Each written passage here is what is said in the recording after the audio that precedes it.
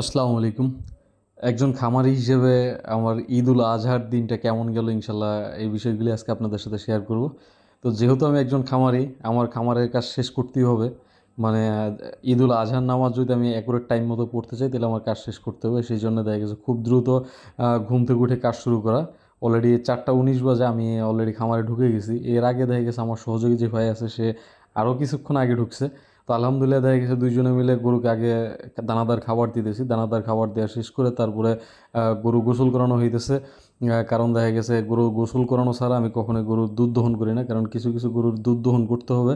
দুধ দহন করতে হবে এই কারণে যে ঈদের দিন সকালবেলা অনেকে সেমাই সুজি খাবে। দেখা গেছে আমি যেহেতু পার্মানেন্ট রোজ দিই দুধ, তারা অগ্রিম বইলা রাখছিল যে ঈদের দিন একদম ভোরবেলা দুধ দিতে হবে। এই জন্য দেখা গেছে আগে গরুগুলি গোসল করানো হইতেছে, তারপর দুধ দহনের কাজ শুরু করতেছি।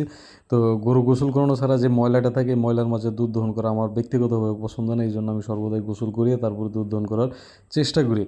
তো এই কাজগুলি সকাল মানে ভোর 4টা থেকে শুরু করে দেখা গেছে সকাল 7টার আগ পর্যন্ত আমার সারতে হইতেছে, কারণ 7টা বাজে ঈদুল আজহার নামাজ। ঈদুল আজহার নামাজ শেষ করে খামারের কাজের পাশাপাশি আমরা ঈদটাকে কতটুকু এনজয় করতে পারি ইনশাল্লাহ এই বিষয়গুলি আজকে আপনাদের সামনে তুলে ধরবো। তো অলরেডি সকালের কাজ শেষ করে আমি নামাজে যাওয়ার জন্য প্রস্তুতি নিতেছি। আমাদের নামাজের স্থানটা খুব বেশি একটা দূরে না, কারণ আমরা পার্শ্ববর্তী যে মসজিদে জুমার নামাজ আদায় করি ওই মসজিদে আমাদের ঈদুল আজহার নামাজ অনুষ্ঠিত হয়। তো অলরেডি নামাজের জন্য মসজিদে চলে আসছি। ইনশাল্লাহ আমরা এখন ঈদুল আজহার নামাজ আদায় করবো। নামাজ আদায় করে অলরেডি আমরা চলে আসছি গরুর কাছে, কারণ নামাজ আদায় পরপরই ঈদুল আজহার মূল বিষয় যেটা দেখা গেছে আল্লাহর রাস্তায় আল্লাহর নামে যে কোনো ব্যক্তির পক্ষ থেকে পশু কুরবানি করা। তো আমরা অলরেডি আমাদের পশুটা কুরবানি করার জন্য চলে আসছি ইনশাল্লাহ। এখন আল্লাহর নামে আমাদের পক্ষ থেকে পশুটাকে কুরবানি করা হবে ইনশাল্লাহ। তো পশু কুরবানির পরপরই দেখা গেছে সবাই মিলে পশুটাকে সোলা হইতেছে। দেখা গেছে সোলার পাশাপাশি খুব এনজয় করতেছে, কারণ কেউ প্রফেশনাল কষাই না। সবাই কুরবানি আসলেই আর কি কষাই সাইজা যায়। তো সবাই মিলে কষাইয়ের কাজ করতে থাকে। আমি আবার পুনরায় আমার খামারে, কারণ দেখা গেছে খামারের এখনও গাভীর অনেক দুধ দহন করা বাকি, কাঁচা ঘাস দেওয়া বাকি। দুধ দহন করে কাঁচা ঘাস দেওয়া শেষ করে আমি আবার দেখা গেছে গরুর কাছে চলে আসলাম। তো আমি আস্তে আস্তে অলরেডি গরু বানানো শেষ, মানে তখন গরু মাত্র চোলা শুরু করছে ওই সময় আমি গেছি। আর খামারের কাজ শেষ করতে করতে দেখা গেছে অলরেডি গরু মাংস বানানো শেষ। মাংস বানানো শেষ করে এগুলি বিতরণ করে আবার পুনরায় আমি খামারে, কারণ দুপুরের দানাদার খাবার দেওয়ার টাইম হয়ে গেছে। তো আমি অলরেডি দুপুরে দানাদার খাবার দিতেছি প্রত্যেকটা গাভীকে। এখন আমি একা কাজ করতেছি, কারণ আমার সহযোগী যে ভাই সকালের বেলা কাজ করে দিয়ে, যেহেতু আজকে ঈদের দিন হয়তো আমি খামারি বিধায় দেখা গেছে আমার ঈদের কোনো সুযোগ না থাকলেও যে আমার সহযোগী তারা তো একটু হলেও সুযোগ দিতে হবে। সেই জন্য দেখা গেছে তার সকালের একবেলা কাজ করে দিয়ে যাওয়ার পরে তার ছুটি এখন আব্বা আমার সাথে সহযোগিতা করতেছে, যতটুকু পারতেছে সে করতেছে।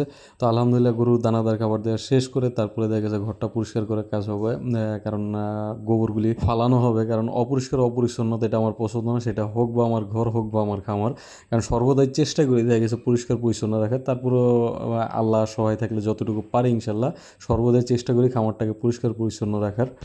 যারা নতুন নতুন খামার করতে চান, প্রান্তিক খামারি ভাইরা যারা আছেন, তাদের উদ্দেশ্যে একটা কথাই বলতে চাই যে ভাই, খামার করা অনেকেই ভাবতে পারেন যে একদমই যে গরু কিনবো, দেখা গেছে ঠিক টাইম মতো খাবার দিব, টাইম মতো দুধ দহন করবো, বিক্রি করবো না জানি কত টাকা। তো হ্যাঁ, খামার সেক্টরে আমি মনে করি লস নেই, বুঝে শুনে করতে পারলে খামার সেক্টরে লাভবান হওয়া সম্ভব। কিন্তু দেখা গেছে যেই পরিমাণ পরিশ্রম এবং কি মেন্টালি প্রেশার নেওয়া লাগে এটা দেখা গেছে নেওয়াটা খুব কষ্টদায়ক। আর যে এই মেন্টালি প্রেশার এবং কি পরিশ্রম দেওয়ার মতো মানসিকতা থাকবে, ইনশাল্লাহ আল্লাহ তারা নিরাশ করবে না, খুব ভালো কিছু তার জন্য অপেক্ষা করবে ইনশাল্লাহ এই খামার সেক্টর থেকে। তো অলরেডি এখন বিকালের বেলা দুধ দহন করা হইতেছে, সকালের বেলা দুধ দহন করছি, তারপরে দুপুরে দানাদার খাবার দিছি। ফাঁকে ঈদুল আজহার মূল আকর্ষণ যেটা গরু জবাই করা, গরুর মাংস বিতরণ করা, গরুর মাংস খাওয়া, ইনশাল্লাহ সবগুলি এনজয় করতে পারছি। পাশাপাশি দেখেছি আমি আমার খামারের কাজও সঠিকভাবে পরিচালনা করছি। তো অলরেডি এক রাতে কাজ শুরু করছি, আরেক রাতে অলরেডি সন্ধ্যা মাগরিবের আজান শেষ হয়ে গেছে একটু আগে। তো অলরেডি এখন খামারের কাজ শেষ হইলো। তো খামারের কাজ শেষ করে সবাই জানেন আমার একটা বায়োগ্যাস প্লান্ট আছে, বায়োগ্যাসের প্লান্টের গোবরটা মোটরের পাইপের পানি দিয়ে গুলিয়ে এইভাবে ছেড়ে দেওয়ার পরে ইনশাল্লাহ আজকের মতো আমার কাজ সমাপ্ত। তো সবাই ভালো থাকবেন, সুস্থ থাকবেন, আল্লাহ হাফিজ।